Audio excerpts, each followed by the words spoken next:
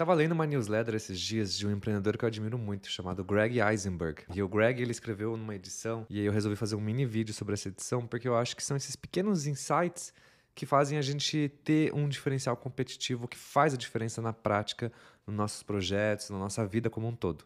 O Greg, em 2017, ele lançou um concorrente do Discord na época chamado Islands.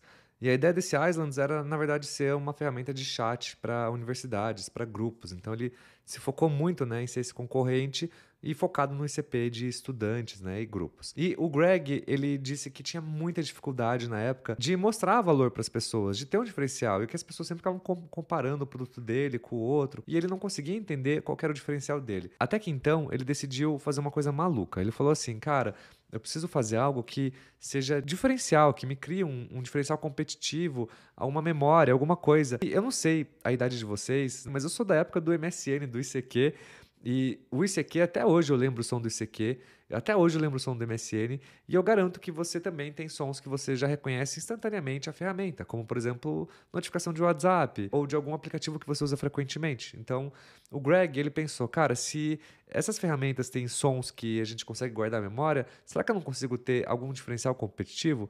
E aí ele resolveu contratar um artista para gravar um som das notificações dele. E esse artista pegou e mandou essa foto aqui pro Greg de noite. Isso aqui são cocos. E esse artista chegou e falou assim: Greg, passei a noite inteira quebrando coco para montar o som das notificações. E o Greg tirou uma lição muito importante que ele chama de The Coconut Effect, ou seja, o efeito do coco. E esse barulho aqui do coco, ele foi o diferencial que fez com que a ferramenta se destacasse das outras ferramentas. Ele criou esse pequeno insight, esse pequeno coconut effect que permitia que as pessoas associassem aquele som com a ferramenta dele. E esse pequeno detalhe é uma coisa que muitos indie hackers, muitos empreendedores usam. E o Greg ele separou uma lista de ferramentas que fizeram esses coconut effects, né? E o que eles fazem? Olha só, dá uma olhada.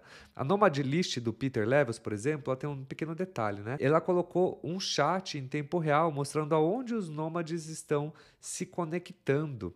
E essa pequena funcionalidade criou uma sensação de comunidade global e uma FOMO, né, que significa Fear of Missing Out. O Gumroad do Sahil, ele colocou a capacidade de você vender com apenas um link, sem a necessidade de um site ou de uma configuração completa para você começar a vender seus produtos. Já o Bearmetrics do Josh, ele colocou um botão do pânico. Olha que legal isso aqui. Essa pequena adição permite que os usuários escondam rapidamente o seu painel quando alguém passa por perto. Esse outro rapaz chamado EJ do Card, ele colocou um botão publicar que só fica verde e se mexendo quando você faz alterações. E essa pequena animação fornece um feedback instantâneo e satisfatório para os usuários.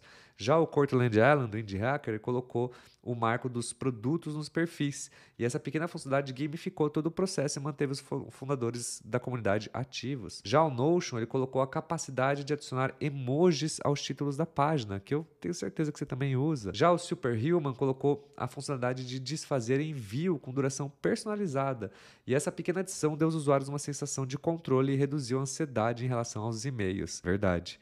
O Loom, ele colocou um vídeo em formato de bolha do palestrante no canto, e esse pequeno toque tornou o vídeo mais pessoal e envolvente. Já o Calendly, por exemplo, ele colocou uma detecção automática de fuso horário, e essa pequena automação eliminou um grande ponto de atrito dos agendamentos. E por fim, o Todoist, que inclusive é uma ferramenta excelente, colocou os pontos de karma para completar as tarefas. E esse pequeno elemento de gamificação fez com que os usuários voltassem e se sentissem realizados.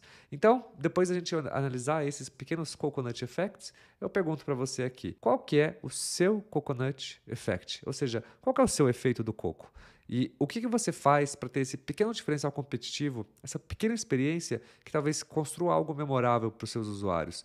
Qual que é o pequeno detalhe que você pode mudar hoje que não vai te dar muito esforço e pode fazer com que os usuários se apaixonem ou que eles criem memórias para sempre do seu produto? Espero que esse pequeno vídeo, essa pílula de conhecimento te traga um insight que de fato faça diferença no seu dia a dia.